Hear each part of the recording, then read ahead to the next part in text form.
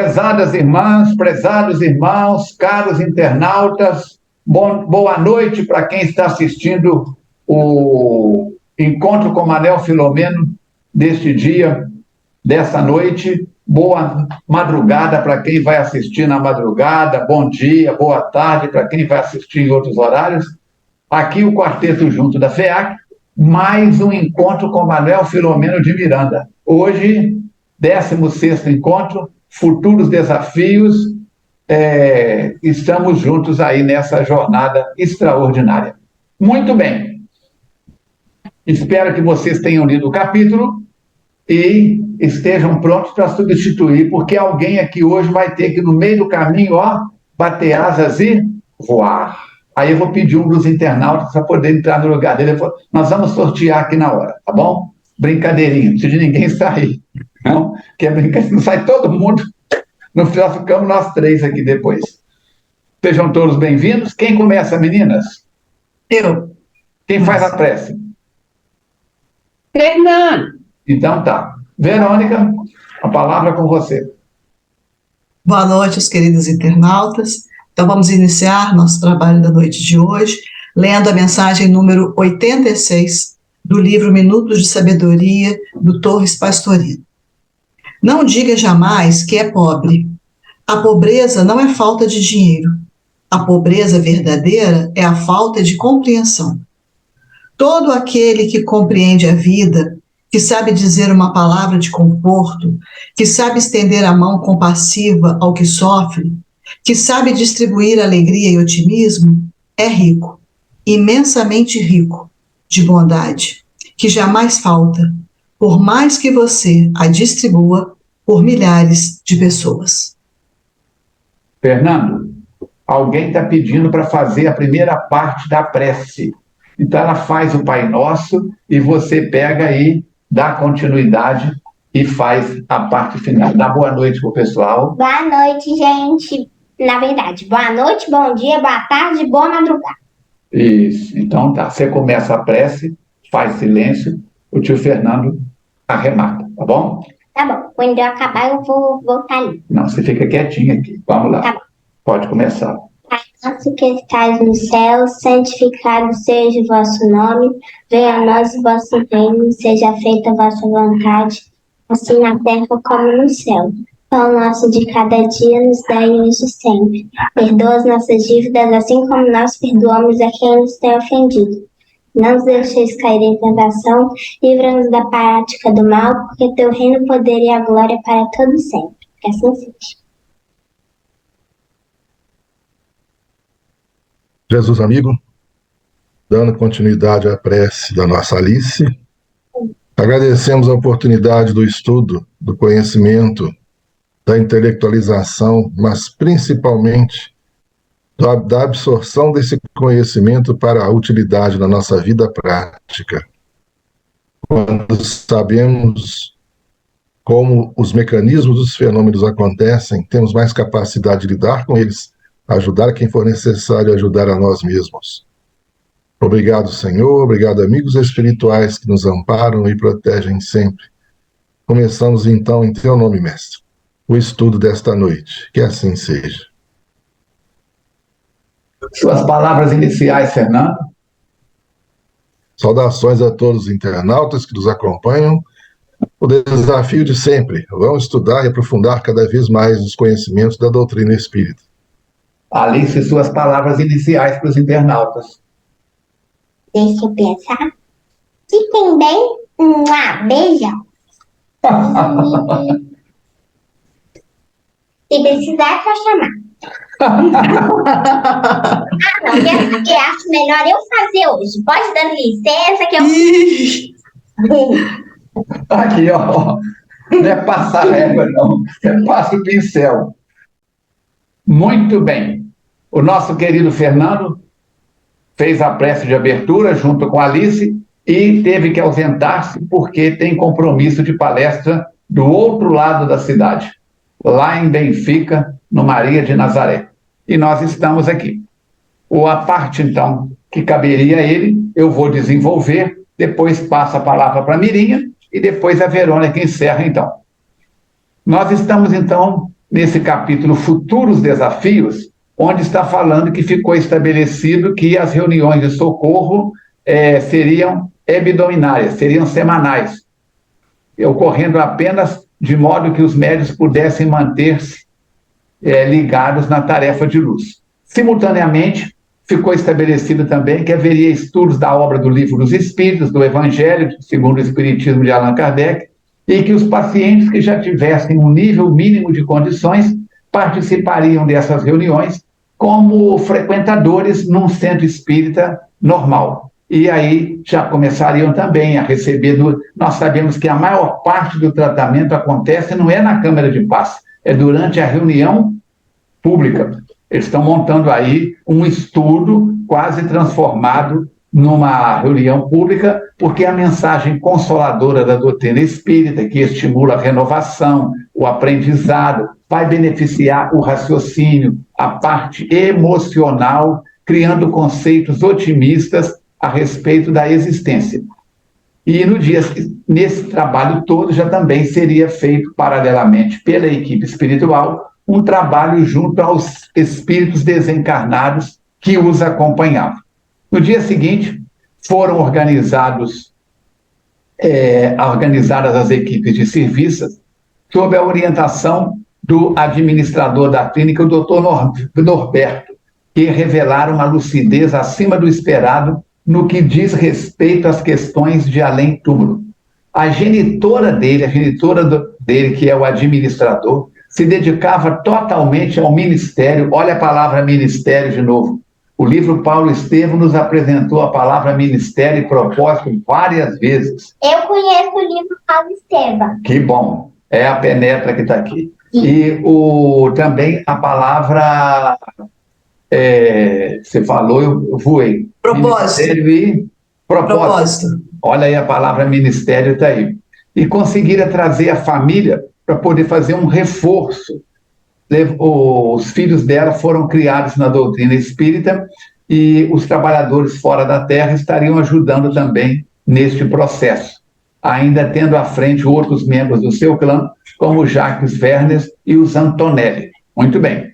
Desde quando desencarnara, ela assumira trabalhos socorristas no mundo espiritual, se entregara na existência extrafísica a essas tarefas e conseguiu com isso favoravelmente uma edificação de um apostolado e encontrou apoio também em amigas que permaneceram no mundo físico como amigas que estavam no mundo espiritual. Ela passou a ter a colaboração de Anália Franco. E aí eu fui aqui no computador a pesquisar. Eu sei quem é a Anália Franco, conheço a história dela, mas quando eu fui pesquisar, eu achava que o trabalho dela era desse tamanho, 3, 4 vezes a mais. Olha só, ela nasceu em 1853 em São Paulo e desencarnou em 1919. Foi professora, jornalista, poetisa, escritora e filantropa ou filantropa? Filantropa, né? Filantropa. Filantropa brasileira. Durante seus 62 anos de vida, foi responsável por fundar, preste atenção, gente, uma mulher, no princípio, na virada do século atrasado, 19, para o século passado, século 20. Ela foi responsável por fundar mais de 70 escolas, 23 asilos para crianças órfãos, 2 albergues, uma colônia regeneradora para mulheres, uma banda musical feminina, uma orquestra, um grupo dramático, além de oficinas, várias oficinas de manufatura, de artesanato, em mais de 24 cidades no interior de São Paulo. Quer dizer, e a gente na FEAC, a outra mulher batendo palma para a Anália Franco. Chega o estrupício, senta lá. Tá vendo, gente? É isso que está aí. Papai do céu manda cada coisa para a gente. O que vai ser? Eu fico pensando. Ela entra na FEAC desde pequenininha e falava assim, a FEAC é minha. Tá? E fala isso até hoje. Senta lá, o FEAC é minha, senta lá. Mas ela teve muito trabalho e ajudou bastante. Ajudou bastante. Pai, é um exemplo para você. Você está vendo que o seu pai, a Mirinha, o Fernando, a Verônica, a gente faz o possível. Perto dela, o nosso trabalho é um pingo d'água. Mas é de grão em grão que a galinha enche o papo. Bom. Numa época, né, Falcone, que tudo ainda era muito mais difícil. Se ela fizesse isso hoje, talvez fosse naquela época, sem recursos nenhum, o campo de atuação da mulher muito mais restrito do que hoje, muito mais limitado. Ela deve ter vencido muitas batalhas para enfrentar isso tudo. O campo de atuação da doutrina espírita era diferente. Isso. Agora, também. a diferença também, Verônica, que a gente vê nesses meus 68 menos 11, 57, os homens e as mulheres em Astolfo Dutra, que tinham só 4º ano primário, o que eles estudavam de doutrina espírita, sabiam o Livro dos Espíritos, Evangelho segundo o Espiritismo, as obras básicas na ponta da língua, o modo de dizer. E eram semi-analfabetos comparado com aqueles que hoje temos faculdade, universidade, não sei das quantas, títulos e títulos. Hoje, você leu? Li, me dá o telefone, Alice. Não está comigo. Está com você? Está aqui. Você leu o Livro dos Espíritos? Está no meu celular. Você leu Leon Denis? Está no meu tablet. É o que eu falo sempre. Quando o cara desencarnar, vai ter que colocar no caixão o tablet, o celular, a torre, tudo, para levar para o mundo espiritual. Então, era uma dedicação, uma integração. Você vê uma Anália Franco, um Caibá Schutel, lá em Matão, lá no norte de São Paulo. Você vê um João Nunes Maia, ele comprou um ônibus, enchia de livros, e saía pelo Vale do Jequitinhonha, pelo sul da Bahia, com bibliotecas ambulantes, despachava pelos transportes livros para as cidades que ele ia passar, que ele sabia que ia acabar o estoque do ônibus. Chegava na cidade, abria a praça, fazia uma palestra no meio da praça para todo mundo e colocava os livros à venda a preço de custo. Dormia dentro do ônibus para não ter que pagar hotel. São trabalhos hercúleos. A FEAC está produzindo, graças a Deus está. Cada um tem uma missão. Tem como querer comparar a sua mediunidade da Mirinha, do Fernando e a minha com a mediunidade de um Chico, de um Raul, de um Divaldo, de uma Ivone? Não! Quem fala, a Chica dizia que quem fala o que sabe e dá o que tem não deve nada a ninguém. E Mateus completa, desde que não fique só assim também. Não adianta ficar no comodismo. Mas vamos aumentar aqui, então, o nosso trabalho. Lamentavelmente, nem todos os membros necessários para a sua manutenção conheciam o Espiritismo. Trabalhando por quê? A troco do salário, para manter a família. Quer dizer, muitos membros da equipe do corpo de apoio logístico, da higiene, da limpeza, da enfermagem, da parte de contabilidade, não tinham esse acesso. E o Filomeno disse que ainda vige nos sentimentos humanos o interesse imediato que se distancia de tudo quanto seja maior que ele. Mas servidores generosos que laboram instituições nobres de auxílio ao próximo esquecem-se do significado da obra e veem mais como uma empresa qualquer, sem o vínculo emocional, pensando nos deveres trabalhistas, e com isso cai a qualidade magnética e espiritual do trabalho. Na natureza nada se perde, nada se cria, mas podia ser melhor. Nenhuma crítica está dizendo da nossa parte. Tudo bem, mas nós podemos ajudar a melhorar o mundo, sendo exemplos, sendo as cartas vivas do Evangelho. A aplicação dos passes magnéticos também foi desenvolvida, começou o trabalho para a desintoxicação, para o trabalho socorrista, a fluidoterapia, como nós falamos, o passe e a água fluidificada, após as providências de higiene e medicação dos pacientes, quando não houvessem recebido a situação da visita psiquiátrica e de acordo com as patologias que cada um tinha. Porque para uma clínica dessa, eram mandadas pessoas que estavam com problemas mentais, com pessoas com distúrbios nervosos. Não é só uma clínica de, entre aspas, loucos, os mais diversas situações. Famílias que estavam familiares para poder ficar livre compromissos e tudo mais. Para eles desempenharem esses trabalhos, Falcone, teria que ser uma clínica espírita? Porque senão poderia... Aí, no caso, o dirigente, ele era simpatizante e tornou-se espírita. Nós vamos ver que é necessário alguém, a direção da casa ou a clínica ter sido montada por espíritas, sim, mesmo que com um vínculo voltado para o trabalho médico-psiquiátrico, mas é necessário ter um trabalho, ter pessoas de peso na instituição que façam isso acontecer. Porque senão é nadar contra a correnteza. Entrar numa clínica, aqui em Juiz de Fora, por exemplo, nós temos clínicas psiquiátricas aqui em Juiz de Fora. Tentar levar a doutrina, fazer isso que está aí lá dentro da instituição, não deixa de maneira nenhuma. Por quê? Porque os diretores da instituição, profissionais nobres, responsáveis, mas não têm essa visão aberta para as realidades dos fatores espirituais. Dá para entender?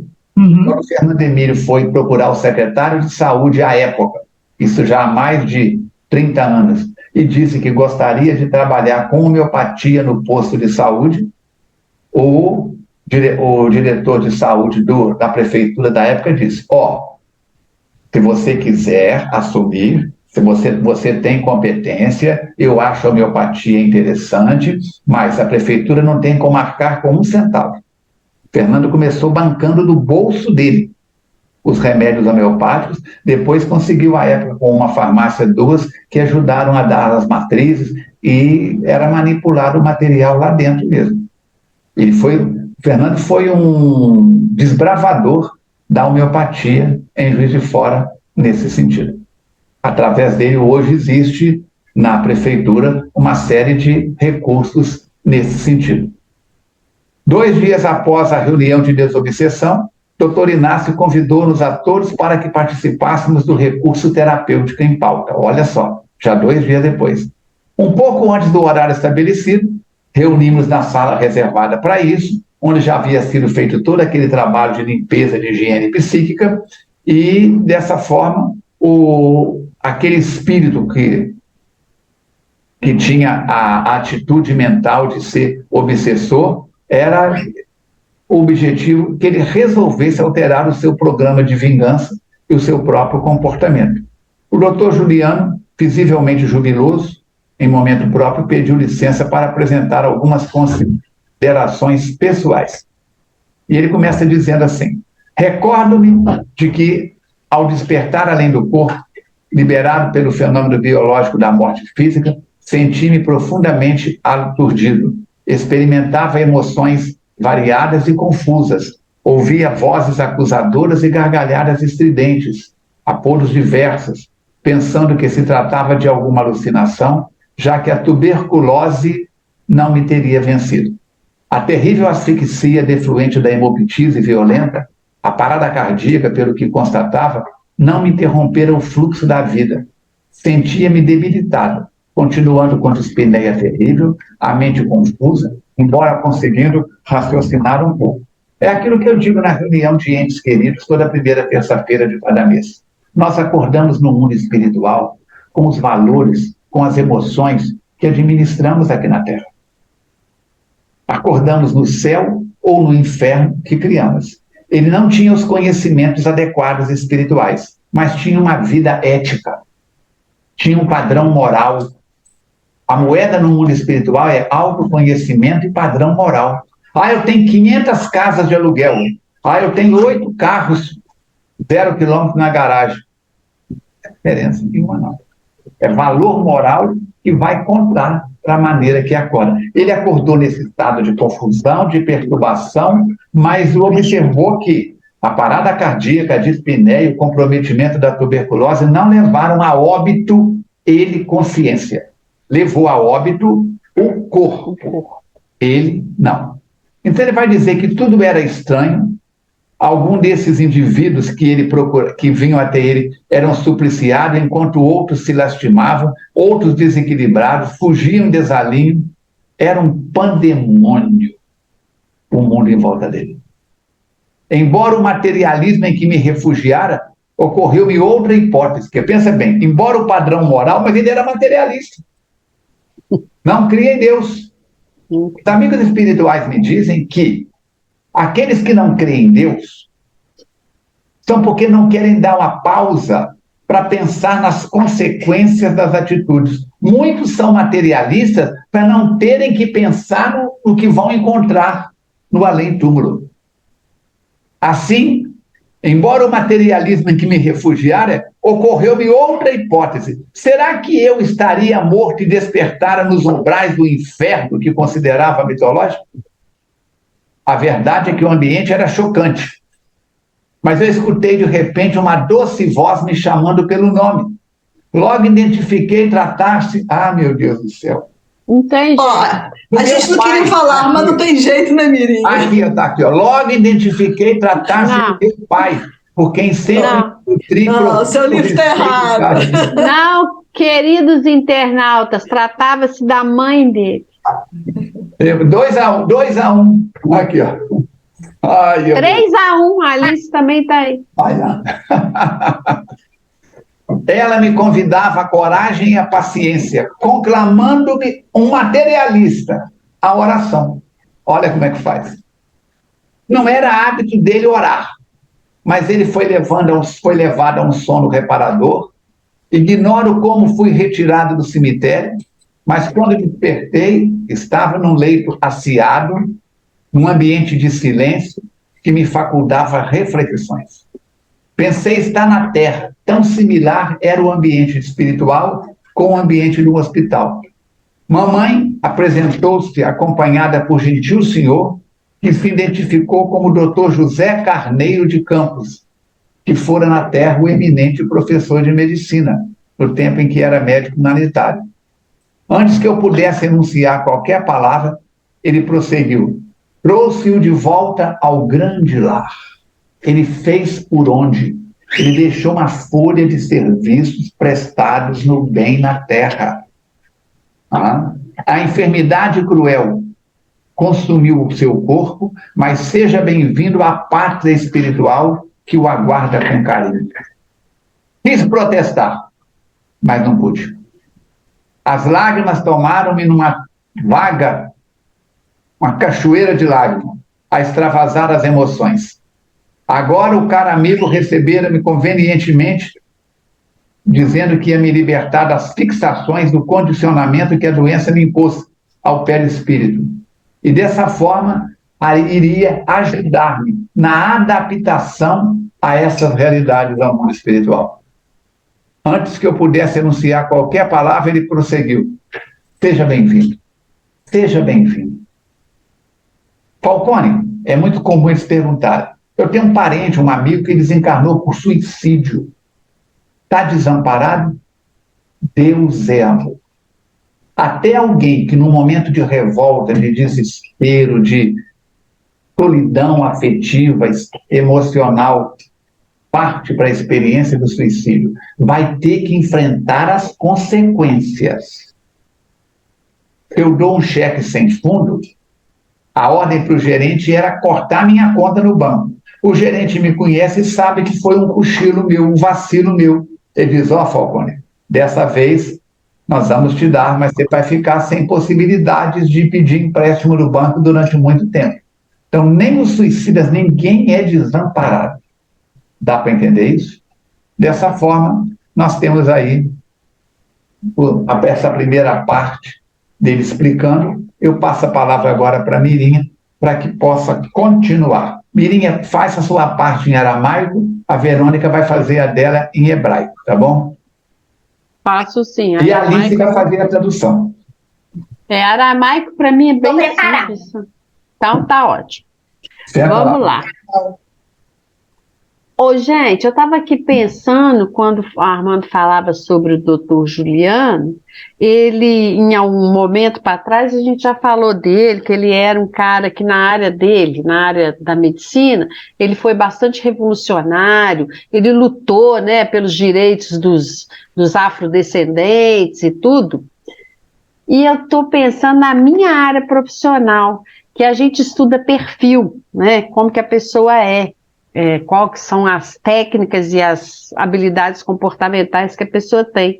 E aí eu fico pensando assim, não tem jeito. A pessoa que é competente, a pessoa que é desbravadora, a pessoa que é muito raramente ela tem um perfil calmo, sereno, fala baixo. Muito raramente ela não tem um viés revolucionário. Estou falando por mim, porque eu sou bastante revolucionária. Ai, ai. Então, o doutor Juliano, ele mostra aqui que ele queria protestar com tudo, foi recebido pela mãe, acordado pela mãe, mas ele queria protestar, porque ele não estava entendendo, ele era materialista. Mas aí a mãe, com a energia dela, acalmou ele. Bom, continuando, o doutor Juliano fez uma pausa e ele perguntou se ainda tinha tempo de completar o pensamento dele. E claro que ele foi prontamente atendido pelo doutor Inácio. Ainda bem que tinha, né? Pra gente ainda poder bem saber que vai tinha. contar. Maravilhoso. Tem tempo para tudo. Bem, e ele fala que logo me refiz. Ele está continuando a contar o que aconteceu com ele depois da morte. Logo me refiz. Fui convidado a trabalhar com os outros psiquiatras desencarnados. Por aí a gente avalia a competência desse cara. Tive a ocasião de visitar manicômios na Terra, câmaras de retificação espiritual, isso no mundo espiritual, e receber informações sobre as psicopatologias obsessivas. Quer dizer, o que eu deduzi deste parágrafo, desse pedaço? O cara estava sempre aprendendo, ele tinha sede de aprender, ele queria aprender. Isso que eu acho que deu a ele a possibilidade dessa recepção que ele teve no mundo espiritual, né? Ele era um cara correto, então, e estudioso, dedicado à causa dele, que era uma causa na área da saúde. Eu vou perguntar para o Falcone, o que são essas câmaras de retificação que ele se refere aqui, no mundo espiritual? Câmaras de retificação são lugares onde eles retêm espíritos com problemas de obsessão, de perturbação, de desequilíbrio. Que seriam como que alas socorristas. Enfermarias? Hein? Enfermarias espirituais? Você vai encontrar isso na obra 2 do André Luiz, lá aquela posto de serviço do Alfredo da Ismália. No nosso lar também é Narcisa. Lá eles chegavam a ficar adormecidos para que pudessem ir desintoxicando a mente. E no nosso lar, a Narcisa, na parte mais inferior da colônia Nosso Lar, tem as câmaras de retificação também. Para os trabalhos de atendimento a espíritos que estão tão brutalizados que não adianta nem querer falar em espírito com eles. Acreditam que estão na Terra. Você viu que ele falou que ele acordou, ele achou que quando ele tirou do cemitério, levou para o ambiente hospitalar, quando ele acordou, ele achou que estava na Terra porque era tudo similar. Não é lá que é a cópia daqui, não. Aqui é que é a cópia mal feita de lá. A gente pode falar que é tipo uma UTI? Uma UTI. Uma enfermaria, né?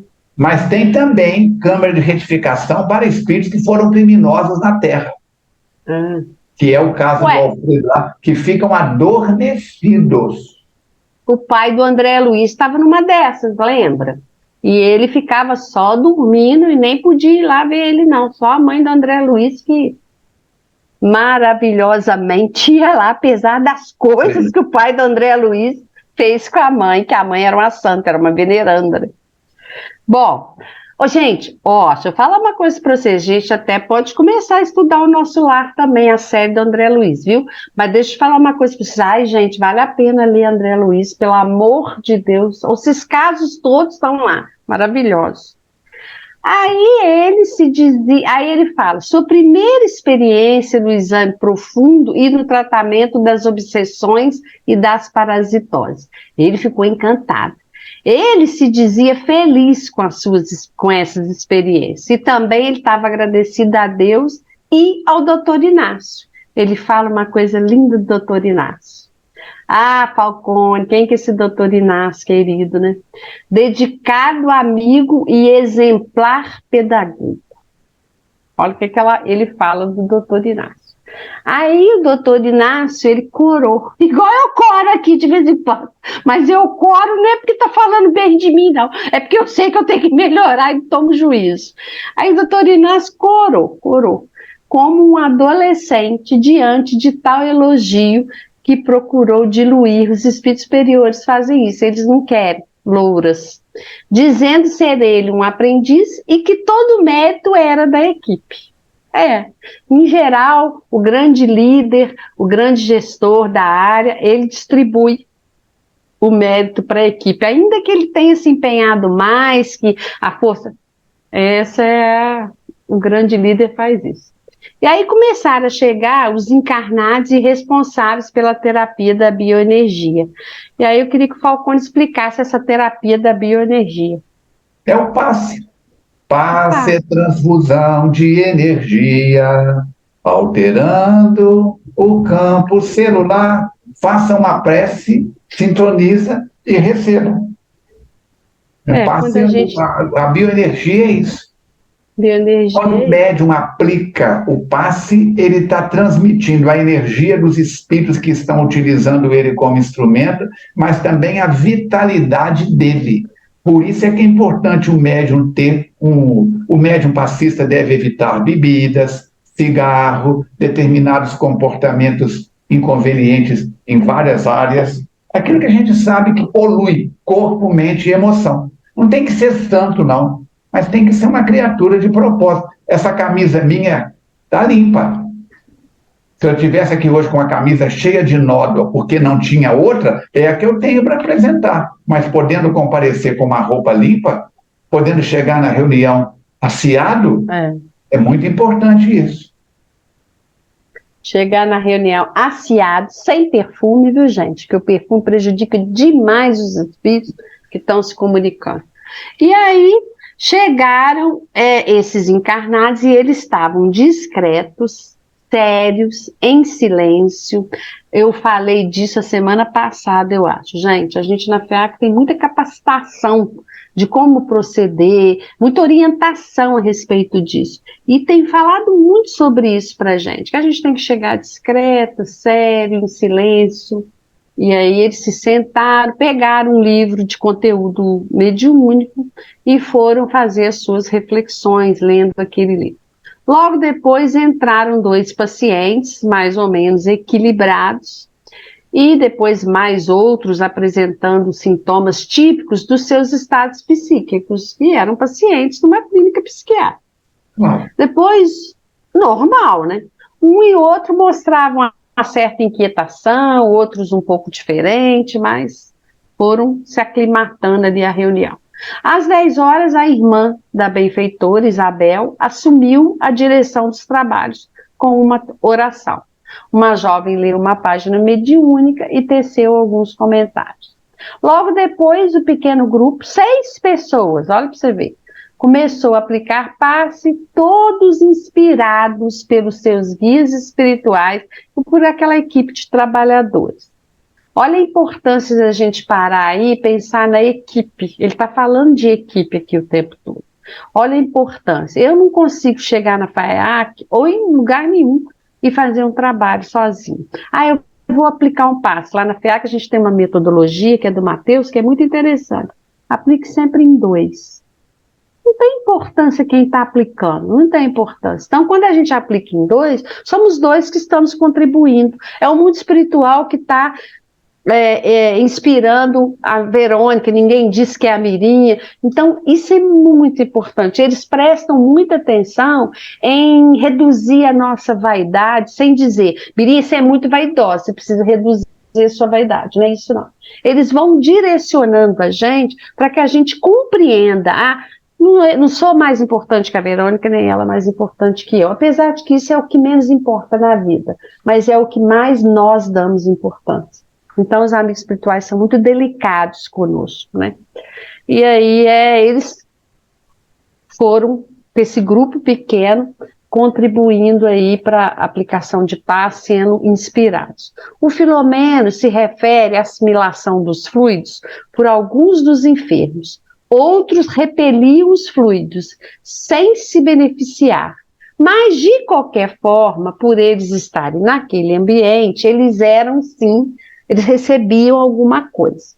Agora, eu quero entender do Falcone o seguinte: por quê? Como que é que eles repeliam esses fluidos? Por que eles faziam isso? Não é que eles repeliam ostensivamente ou intencionalmente. Se você pegar uma fronha de travesseiro, pegar um cigarro e soprar dentro da fronha, a fumaça passa pela fronha e sai pelos tecidos, pelos poros do tecido. Você pegar um saco plástico, pegar um cigarro e você vê a fumaça presa dentro do saco plástico. Então, há pessoas que absorvem bem esses fluidos mais fácil. Há outros que os fluidos atravessam. A mãe da gente não falava assim: eu falo que esse menino entra no ouvido e sai no outro. Aí a avó fala assim: não entra nem no ouvido para sair no outro. Não é assim, não quero receber tratamento, não quero receber fluido, não quero, não. Eu não tenho nem consciência. O padrão vibratório, água e óleo não se misturam. Se você misturar um azeite mais amarelo com um óleo mais claro, eles misturam. Se você misturar água com limonada, mistura, que a base da limonada é água. Mas água com azeite não mistura. São padrões químicos, eletromagnéticos diferentes. E água com canela também não mistura, não. Ai, Alice. Então, aí tudo durou 30 minutos. Olha como é que eu trabalho no mundo espiritual, gente. E assim os pacientes retornaram para os quartos, para as enfermarias, para onde eles tinham que ir lá.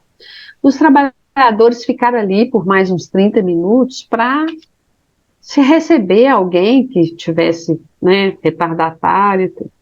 Então, aí teve uma oração muito emocionada e o trabalho se encerrou. E aí vem o doutor Inácio e diz que a tarefa encontra-se quase concluída. Quando eles começam a falar assim, o livro está chegando no final. Então ele fala, e aqui a gente tem uns 7 capítulos, né, pela frente, 6.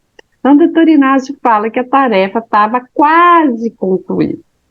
Alguns ficaram com os olhos úmidos, porque a equipe se afeiçoa aquelas pessoas, aquele lugar, o ambiente, né, a quem está sendo tratado, a quem a gente olha assim, vê, eu estou com um funcionário lá trabalhando comigo, muito querido, assim, precisando de muito acolhimento, e eu fico vendo a melhora dele. Ele hoje falou comigo assim: ô dona Miriam, a gente fala dona Miriam, ô dona Miriam, o pão hoje fui eu que fiz sozinho. Gente, é tão legal a gente ver isso. Então, assim, a gente vê esse andamento e a gente fica muito feliz de ver que as pessoas vão melhorando, vão crescendo, vão fazendo o melhor que elas podem. E aí o Bruno fala que jamais conseguiria expressar tamanha gratidão àquele benfeitor querido que é o doutor Inácio, que atendeu ao apelo dele, reuniu uma equipe e concretizou um sonho. E não é fácil não, porque eu me lembro todas as vezes da fala do Mateus, quando a gente concluiu o segundo andar da FEAC, quando a gente estava fechando as janelas para no dia seguinte fazer, então, a inauguração do salão, quando a gente estava fechando as cortinas, Mateus veio no cantinho do ouvido do Falcone e falou com ele: erigir uma casa é fácil, difícil é dirigir. O desafio é dirigir a casa.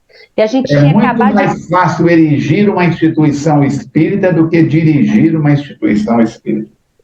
A gente tinha acabado de concluir fisicamente o segundo andar. Mas os desafios são constantes, quer dizer, uma hora tem um desafio com um trabalhador, outra hora com o setor, e recebe esse, recebe aquele, tem que ter disponibilidade para estar ali e tal. Falcone falou semana passada que vocês não podem imaginar os desafios que nós temos de estar aqui, E a gente está aqui pela gente, muito, né, dedicada a vocês, muita gratidão, mas a gente faz esse trabalho para a gente ver se a gente toma juízo e aprende alguma coisa. Mas é um esforço, porque tem que encaixar meu horário com o da Verônica, tem que encaixar com o da Falcone, que tem que encaixar. Aí na hora que encaixa tudo bonitinho, a internet cai. Isso aqui é internet, né, gente? Tem esse trem de internet ligando a gente. Eu estou na minha casa, o Falcone está na dele, né? O Fernando, cada um está na sua casa. Aí hoje caiu a da Verônica, amanhã cai a minha, depois de Verônica, assim vai. E aí a gente dá boas gargalhadas e fala, gente, próximo daqui tem mais. E vamos para frente. O que acontece é o seguinte, a gente sabe quem são os espíritos e aonde que os espíritos pegam no nosso tendão de Aquiles, né? Que eles querem pegar no nosso tendão de Aquiles. A gente sabe, tipo, o espírito vai me chamar para beber, ele vai morrer, cair duro lá seco, porque ele não vai me conseguir. Agora, se ele quiser me levar para comer um doce, é capaz de conseguir, né? Então tem essas coisas, eu sei aonde a Mirinha precisa melhorar. Eu chamo o Falcone, vamos comer um doce? Ah, não, Mirinha, não como doce. Aliás, Falcone, para chamar para comer, as coisas difíceis, porque não come nada, como um negocinho assim, a coisa horrorosa. Então, assim, a gente sabe onde estão nossos vícios, você entendeu? É aí que a gente tem que trabalhar, é aí que a gente tem que se fortalecer. Né?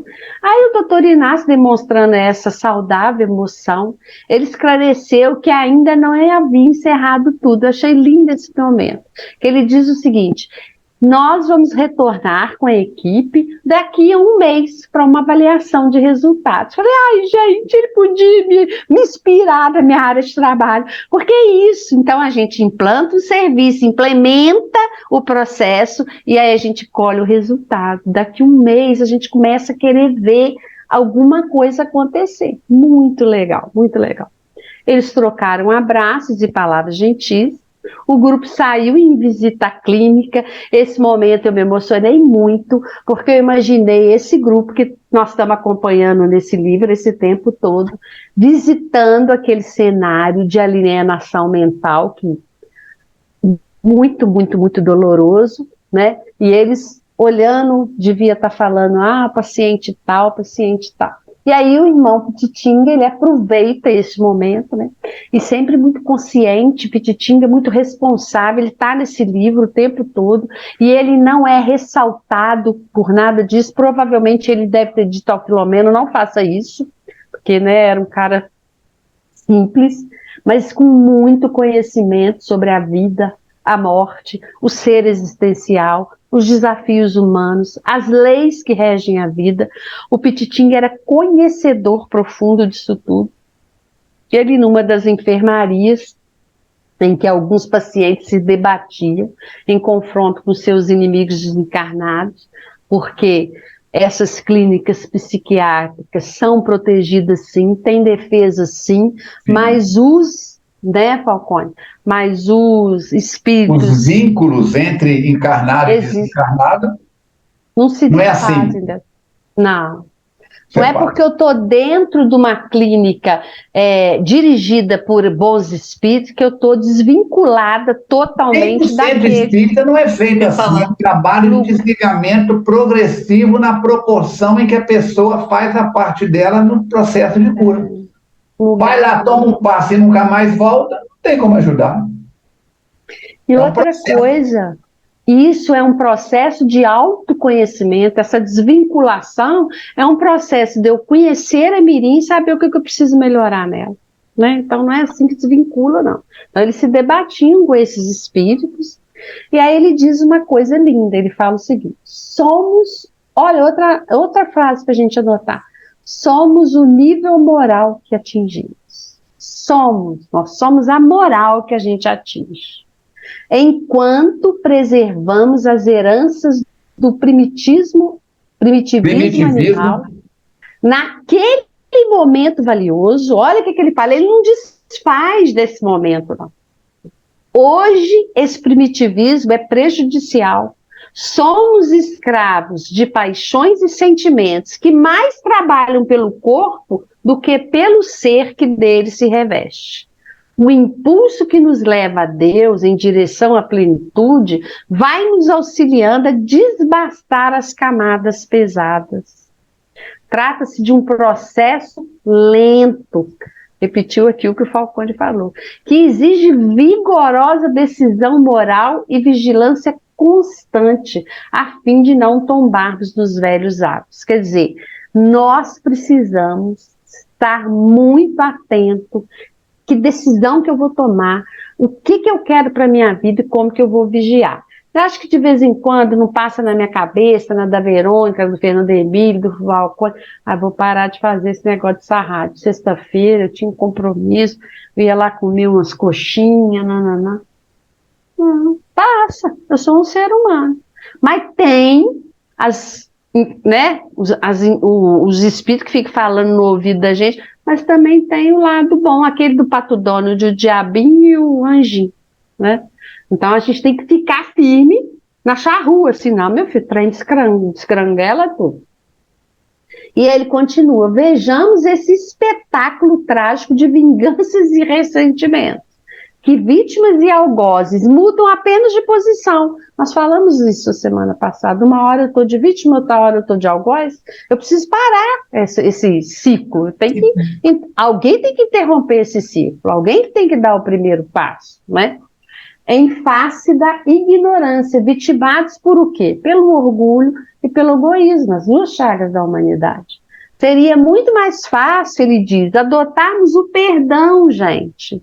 Mas eu vou perdoar o Falcone, nós vamos falar que eu sou boba, né? Vou falar que eu sou besta. Dê você o primeiro passo, aproveite que você está aqui a caminho, né? Se você tem que caminhar 1000 passos, caminha 2000. Nossa, Miri, mas isso está muito difícil. Vai ficar muito pior depois. Vamos resolver agora. O que pode ser feito hoje é procrastinação. Não, e vai ficar pior para a gente, não é para ninguém, não. Isso é individual, isso é meu. Eu preciso melhorar a mirinha. Gente, não é fácil, não. Ninguém está falando que é fácil. Livro nenhum fala que é fácil, nenhum. Então, ele fala o seguinte, a gente precisa adotar o perdão, beneficiando todo mundo, porque quando a gente perdoa, é muito bom para quem dá o perdão. Mas para quem é perdoado, também, gente, vamos ficar de bem, vamos fazer as pazes, né? Entendendo que o erro é fenômeno das experiências mal-sucedidas. A gente erra. Hoje eu estava falando isso com o padeiro lá. Filho, errou, vamos para frente. O que a gente pode fazer com isso? Vamos fazer uma farinha de rosca? Vamos para frente. Porque isso aí não pode ficar repetindo o erro. Mas vamos para frente porque todo mundo erra, cada um na sua área. Merecendo os equivocados oportunidade de refazimento ao invés de tormento. Adianta, o padeiro fez um pão lá hoje, o pão deu uma ziquezira lá, não é o pão de sal não, um pão lá, deu uma ziquezira. Dona Miriam, como é que eu vou fazer farinha de rosca? Vamos para frente, que ninguém vai morrer por causa disso. Agora, tem gente que fica tormentando o outro até achar que vai, e não resolve. Você quer ser atormentado? Tormenta o outro, não. Vamos lembrar da regra áurea de Jesus? Não faça aos outros aquilo que você não quer que faça para você, ou só faça ao outro aquilo que você quer que te faça. Muito bem. Verônica vai falar para nós o resto. Verônica, agora é com você para finalizar esse capítulo que está mostrando aí já resultados específicos. O irmão Petitinga pede para que o grupo que estava ali com ele observe um jovem que estava numa das enfermarias, completamente desfigurado, com um olhar fixo, e esse jovem estava sob a ação prejudicial de uma jovem, e essa jovem desencarnada. E quem é essa jovem? É alguém a que esse rapaz infelicitou, mediante o quê? A sua própria leviandade, que era uma conduta normal para ele, agir com leviandade. Ele abusou dela sexualmente, depois ele abandonou o próprio destino. E ela, sem esquecê-lo, deixou-se consumir pela amargura, pelo ressentimento, e quando veio a desencarnar, estava num deplorável estado emocional. E ela nem sequer se deu conta do processo que a trouxe ao mundo espiritual, muito comum, de se encontrar no mundo espiritual sem perceber que está ali e o que aconteceu. A onda do pensamento atraiu ela tranquilamente. A mente dela, então, estava ligada à dele, que a desrespeitou. E aí ela foi atraída automaticamente para ele. A gente pode dizer que essa força de atração, essa sintonia, é igual a ação de um ímã, Perfeito. que vai atrair? Nós somos um ser magnético transceptor. Transmitimos e recebemos energia 24 horas por dia. Mesmo sem ter consciência disso. Um dia eu atendi uma pessoa no atendimento lá em Astolfo Dutra ainda, quando frequentávamos lá com o Mateus, e o espírito disse, eu perguntei, como é que... Eu a procuro já há vários séculos. Eu perguntei, como é que você reencontrou ela? Eu vi a foto dessa pessoa num jornal. Ele viu a foto da pessoa nessa encarnação no jornal. Foi capa da primeira folha do jornal, capa do jornal. Ele bateu o olho e disse, é ela. É ela. Leu o jornal, localizou e foi atrás. Nossa, que força de atração. Olha só, a fotografia. Num outro corpo, numa outra encarnação. Cuidado, hein, menina? Você está aí, algum amigo seu do passado pode te encontrar. Só que eu estou apontando para ela um dedo, aí tem 3 apontando para mim. Ô, pai, são 24 horas. Não, 24 horas por dia, 7 dias por semana. Tá bom. Continua, Verônica, senão alguém toma a palavra aqui. E possuidor da culpa, que tinha essa culpa, essa tomada psíquica acabou se fixando entre ele e entre ela, um plug, uma conexão ali. E o sofrimento foi imposto, logo que ela o identificou. E aí passou a transmitir esses sentimentos e esses pensamentos desordenados de revolta e mágoa para ele, e ele foi absorvendo isso, fazendo um quadro depressivo ao largo do tempo e que vinha avançando cada vez mais para um grave transtorno. Então, o remorso, a culpa, a revolta, o desejo de vingança entre eles se misturaram e se fixaram numa ideia única, infligindo aos dois e infelicitando também os dois. E a desencarnação dele, que poderá estar próxima por causa do quadro que ele apresenta, se nada for feito, eles continuarão nessa infeliz peleja, que é o que a Mirinha falou do ciclo, né? Até que a reencarnação os reconduza ao plano físico, em lastimável condição. E aí vem uma coisa interessante. O Filomeno diz que, né, aliás, o Pititica estava dizendo que eles vão vir como gêmeos univitelinos, que se detestarão, lembrando que univitelinos são aqueles iguaizinhos, idênticos, né? A cintura para cima, abre. Ou em situação ainda mais penosa. Eu fiquei imaginando que situação mais penosa seria essa? Será que seria de gêmeos siameses? Provavelmente. Porque é muito penoso, né? De estar ligado ali, duas pessoas que têm tanto tamanho ódio. Que situação delicadíssima, né? Agora também não pode passar para generalizar, né, Falcone? Todo mundo vai achar que quem é gêmeo univitelino é porque tem essa situação. Não, todo mundo que é gêmeo univitelino, não. Mas todo mundo que tem a simbiose você acabou de dizer aí, da... Siamês. Gêmeo siamês. Esse sim. Muito triste. Com certeza. A imantação é tanta, vem ligada pela cabeça, vem ligada pela cintura, vem ligada por uma parte do corpo. Então, alterações do perispírito de ambos fundindo um no outro. É um caso muito delicado. Muito delicado. Sem contar o envolvimento dos pais, né, Falcone? Na maioria das vezes tem idade mental diferente.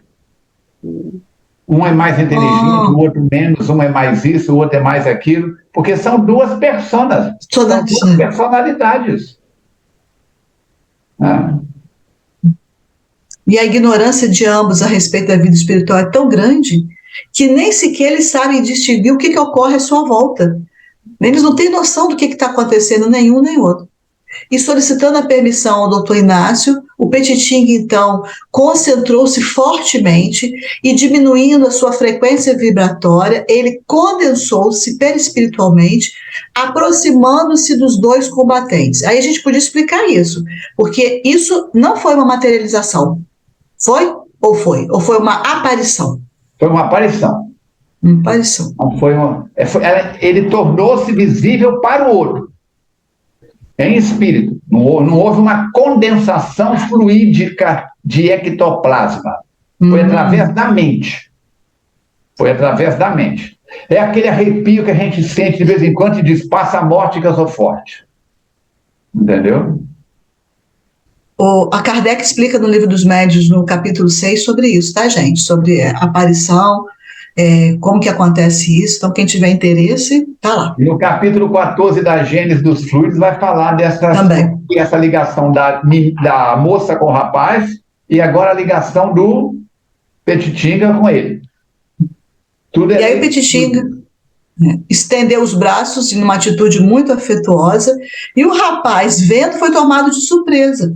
E se entregou a um injustificado pavor e saiu gritando, fantasma. Quer dizer, ele identificou que não era alguém encarnado, isso ele conseguiu identificar, senão ele não gritaria fantasma, né? E ela, por outro lado, também ficou surpreendida, vendo que ele se assustou com alguma coisa, ela também se assustou. E aí ela fica em estado de choque e larga ele se separa dele e sai correndo, gritando que ela estava sendo perseguida por seres demoníacos. E o Petitinga, então, se acerca do jovem e fala, sou seu irmão, não temas. Já que te arrependes dos erros que praticaste em relação a esta, que é a tua vítima, assim como a outras, quer dizer que ele já tinha feito com outras também. Pede a Deus forças para reparar os males que lhes fizestes. Não sou fantasma, sou teu irmão. E ele, então, transtornado, se ajoelha, expressando ali o seu atavismo religioso mal exercido, achando que aquilo ali ia resolver, colocando as mãos postas em atitude de prece, e ele não conseguia enunciar, e aí chorando ele diz, sois um anjo que me vim julgar pelos crimes cometidos, tende piedade de mim. E entrou num pranto convulsivo. E o amigo espiritual o envolveu em vibrações de compaixão, dizendo, eu não sou um anjo que te vem julgar, sou teu irmão em Jesus, olha que bonito, que te vem ajudar. E aplicando-lhe essas energias tranquilizadoras, o paciente, com essa atitude dele, chamou a atenção de uma auxiliar de enfermagem, que ficou também aturdida com aquele surto inesperado do rapaz, e foi acompanhando as reações dele, o que ia acontecendo. E ele acabou amolecendo e adormecendo nos braços do nobre Petitinga. Será que esse auxiliar de enfermagem via o Petitinga, Falcone? Acho que não, né? Não entendeu nada, ele não entendeu, porque o rapaz teve um surto repentino, que não era o quadro clínico dele. Mas também logo em seguida teve um debacle, né? Teve uma queda de energia. O rapaz mesmo não viu nada. Pode ter recebido os fluidos do Petitinga, mas visibilidade não. Ele entrou no campo, na sala, no quarto, no campo magnético. Deve ter desconfiado que alguma coisa aconteceu, porque a mudança foi brusca, né? Do surto para depois esse sono reparador aí, que seria o primeiro passo para a futura recuperação dele. E assim ficou estabelecido que na próxima reunião, a jovem, que saiu correndo, seria conduzida à comunicação, para poder ter aliviado seus sofrimentos e poder também entender o que estava acontecendo com ela. E essa cena surpreendeu a todos que ali estavam, em razão de haver sido uma aula viva sobre o amor e a bondade, a compaixão e a caridade. E quando saíram lá da enfermaria, o Petitinga voltou ao grupo e o Filomeno, claro, né, perguntou, por que especialmente aquele jovem e sua vítima insana?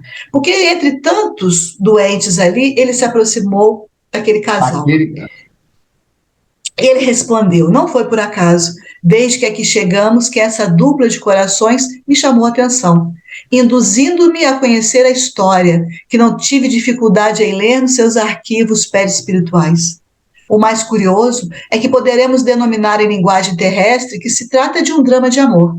Será, porém, isso amor ou fruto amargo dos impulsos sexuais mal conduzidos? Ela estava ali imantada a ele por amor? Era essa a situação? Então ele levanta essa reflexão. Ou foi mal conduzida a situação entre eles, né? E era uma situação muito lamentável. E ele diz, a liberação do sexo, com seus prejuízos, arrasta multidões, constituída de pessoas de diferentes idades, incessantemente a situações lamentáveis e variáveis, sendo esta uma das suas mais comuns expressões no além-túmulo. Então, grupo de pessoas que chegam no mundo espiritual com desequilíbrio, percentagem muito grande desses desequilíbrios na área sexual. Perfeito. Assustador. É a realidade. Né? É a realidade. E essa vítima continua sofrendo como se estivesse no corpo físico, sem entender o mecanismo que a mantém presa ao rapaz. Né? Ela não ocorre nem pensar nessa questão. Por quê? Porque está fixada numa ideia de vingança que lhe toma todo o campo mental. E essa foi a sua primeira experiência feminina e última na Terra. Muito interessante, quer dizer, a primeira experiência com tanto sofrimento e provavelmente a última também que ele vai falar. E ele continua, enquanto as criaturas utilizarem-se do sexo, como outra frase aí para poder grafar, né, Mirinha? De alerta. Enquanto as criaturas utilizarem-se do sexo como instrumento exclusivo de prazer e de negócio para enriquecimento ilícito, para a fama, para alcançar metas de poder e de luxo, ele transformado em recurso portador de consequências imprevisíveis. Então não ficar achando que essa situação vai acontecer com todos os outros. Não. Levei vantagem com fulana. Levei vantagem com ciclano. Tirei uma casquinha, não tirei uma cascona. Vai, você arrumou uma casca. Nossa Senhora. E vocês imaginam que eu estava pensando aqui, essas criaturas que aliciam as pessoas, mulheres, homens, crianças. O que será dessas criaturas, meu Jesus? Que caminho que essas criaturas estão trilhando ainda? Muita dó, tá? Pessoas que são formadoras de opinião, que têm destaque na mídia e que vai por esse lado também, arrasta muita gente atrás, Olha a importância, como que a gente mete os pés pelas mãos, como dizia a vovó.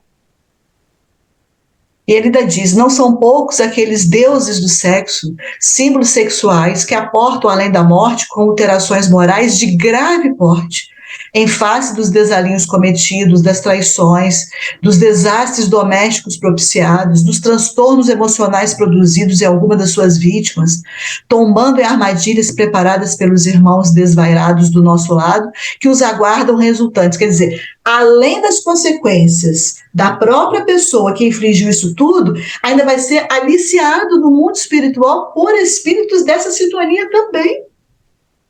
Vai ser um redemoinho, uma confusão para poder sair dessa situação. Quanta dor, quanto sofrimento. As obsessões no além-túmulo que tem por causa o sexo desorientado são terrificantes, são terríveis. E ele cita, né, o livro Sexo e Obsessão, de autoria do Manuel Flamengo de Miranda, onde ele vai descrever no livro, mais detalhadamente, esse desvio na área sexual. E os responsáveis que utilizam com o objetivo de degradação, de autopromoção, tornam-se vítimas de si mesmos ainda na Terra. E vão sofrendo o abuso, os conflitos emocionais, que são gerados pela falta de sentimento, vai acabar gerando asco de si próprios e camuflam o quanto possível essas estranhas peculiaridades. Infelizes, não se completam buscando sempre novos parceiros, entregando-se a aberrações na busca de prazer para saciar os desejos desgovernados, a angústia interior. Muito triste isso, né? O próximo parágrafo merece ser lido na íntegra com atenção.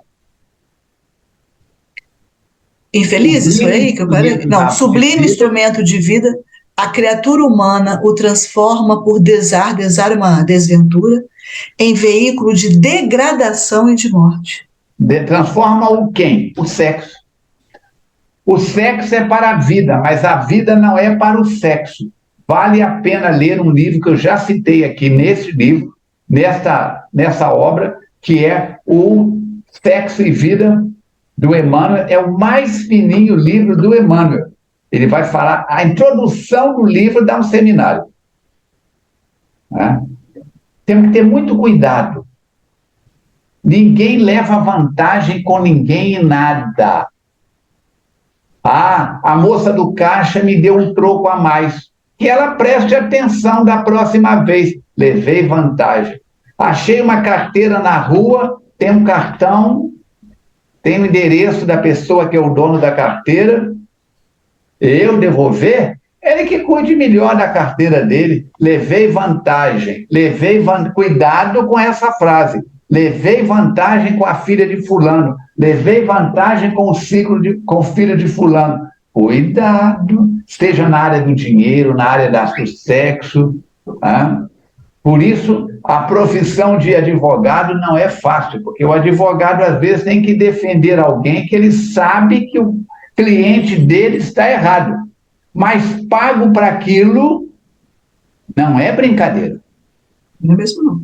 Ele precisa de ganhar. Não, e está no direito. Não, e está no direito. Todo mundo tem direito à defesa, né, Armando? Pois é. Ainda que o cara esteja errado. Vamos em frente. Segue, que senão eu abri aqui um viés que dá para ficar o resto da noite. Ao silenciar, ele estava muito sensibilizado, tomado por grande compaixão pelas vítimas, por aquela situação.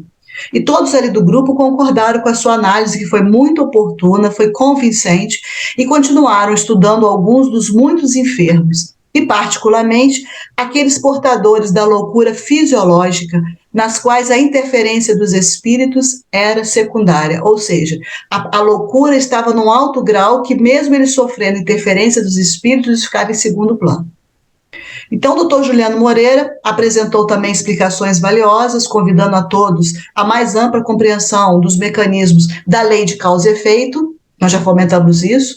O que está acontecendo ali é a consequência de um ato, então a lei de causa e efeito vigindo naquele momento. E chegou a alvorada, amanhecer do novo dia, todos se reuniram novamente naquela sala especial e oraram emocionados, agradecendo ao Mestre Jesus e aos seus mensageiros a oportunidade feliz de aprender, de servir e de amar. E o Filomeno finaliza o capítulo dizendo: encerrou-se o capítulo inicial do nosso compromisso na clínica. Situações tão difíceis, tão delicadas, e ainda o início dos trabalhos ali que estão começando. Primeiro round, não é isso? Então, prezadas internautas, caros companheiros, a coisa é séria.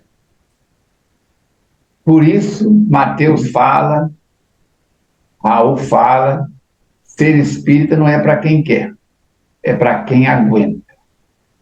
Muitas vezes as pessoas veem a gente fazendo estudos aqui, falando na FEAC, falando em outras situações, e acham, meu Deus, eu queria ser igual fulano, eu queria ter o equilíbrio de Beltrana. Não é assim. Não. Todos nós estamos caminhando em passos muito delicados, correndo os mesmos riscos, passando os mesmos apertos, e temos que olhar, está no Evangelho, olhai, orai e vigiai. É o nosso compromisso, é a nossa vacina, é a nossa responsabilidade. Então, vamos colocar as barbas de molho, quem tem barba, eu já fiz a minha hoje para não ter problema. Vamos colocar o pensamento de molho. O nosso Fernando já deve estar lá proferindo a palestra dele, e nós estamos aqui dando continuidade ao nosso trabalho. Tá? A Alice quer mostrar um trabalho dela para vocês, que é o desenho que ela coloriu. Traz aí, Alice, cadê o desenho? Vai lá. E nós vamos preparando para encerrar. Olha aqui, um livro cheio de desenho. Eu fiz esse cavalo aqui, daí aqui tem meio que um templo nas costas dele. Eu fiz a crina e o rabo rosa, e ele tem um monte de florzinha, plantinha. Levanta aqui, pai, ó. Tá vendo? O casco dele, tudo direitinho. Viu? Maravilhoso! Tá lindo! Aqui também, olha. Peraí. Artista. Ela vai ser apresentadora de televisão. Essa pintinha aqui, ó. Pintinha amarelinho. Não. Daí, olha, eu fiz umas roupinhas pra ela. Eu fiz um vestidinho. E eu também fiz, ó, peraí, que esse é pequenininho. Fez outra coisa. Telefone celular aqui pra ela. Cuidado pra ela não perder esse celular. O celular tá muito caro. É o best temo. Olha lá. Lindo! Lindo. Suas palavras finais, então, minha filha. Ô, gente, vou te falar, tá? A Alice abrilhanta o nosso encontro, tá? Vou te falar que ela é uma mimosa, né, gente? Eu acho que ela vai ser veterinária e apresentadora de programa de televisão, porque ela tem uma desenvoltura que só o pai dela que tem igual. Ó, um beijo, meus queridos, até semana que vem, estaremos aqui, força no pensamento positivo, na coragem de viver, em estudar, em ler, não deixa nada abalar não, porque a vida é maravilhosa. A vida é bela. É bela. Verônica? Vamos firme, continuando aí nessa jornada, aprendendo cada dia mais com o Petitinga, todos nós juntos e contando com as vibrações positivas dos nossos queridos internautas. A semana que vem o nosso capítulo é o 14º, o título dele é Compromissos Impostergáveis, quer dizer, compromissos que não podem ser deixados para depois. Acabou de comer, amanhã escova o dente. Não, é agora. A não ser que você não tenha a escova em mãos, etc, etc, etc. Então, compromissos impostergáveis. 14, são 20 capítulos. Nós temos aí o 14, 15, 16, 17, 18, 19, 20. Temos 7 capítulos pela frente, então. Vamos trabalharmos. Vamos trabalharmos e vencermos passo a passo. Lembra de alguém escrever aí no chat recursos no plural, feac.org. E aí você terá acesso a toda a plataforma da FEAC, cursos, treinamentos, todas as atividades, o SOS Preces, lembrando que nos dias ímpares o podcast continua sendo feito, liberado com as mensagens do livro Agenda Cristã, à sua disposição. Agradeço. Alice, suas palavras finais para o pessoal aqui. Tá, tchau para o pessoal, para os internautas.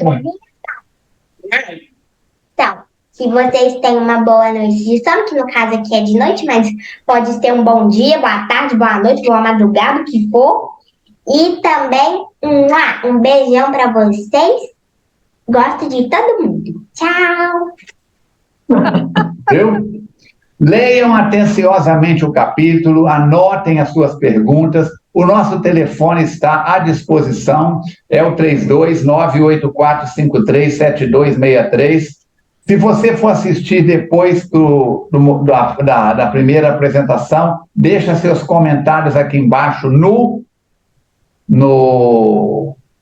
YouTube, dá o joinha, compartilha, para que o maior número de pessoas possam se beneficiar. O nosso abraço e o nosso agradecimento para a Jussara, para o Chaves, que estão lá nos bastidores, e para o China, que fez esse acesso, essa ferramenta aí do recursos.peac.org. Vamos orar?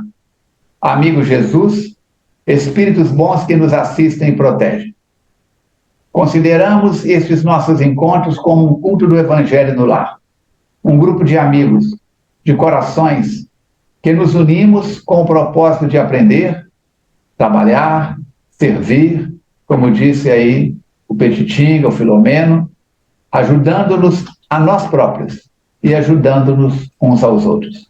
Abençoe cada lar, cada criatura, abençoe o movimento espírita de um modo geral, abençoe a todos aqueles que nos propomos, em qualquer escola de religiosidade, a nos tornarmos espíritos mais equilibrados. Rogando as bênçãos da Mãe Santíssima em favor de tudo e de todos, dando graças a Deus, encerramos o nosso programa de hoje. E o apelo que nós fizemos a semana passada, queridos irmãos, está de pé. Se você é da FEAC e ainda não voltou ao trabalho, volte. O benefício é seu.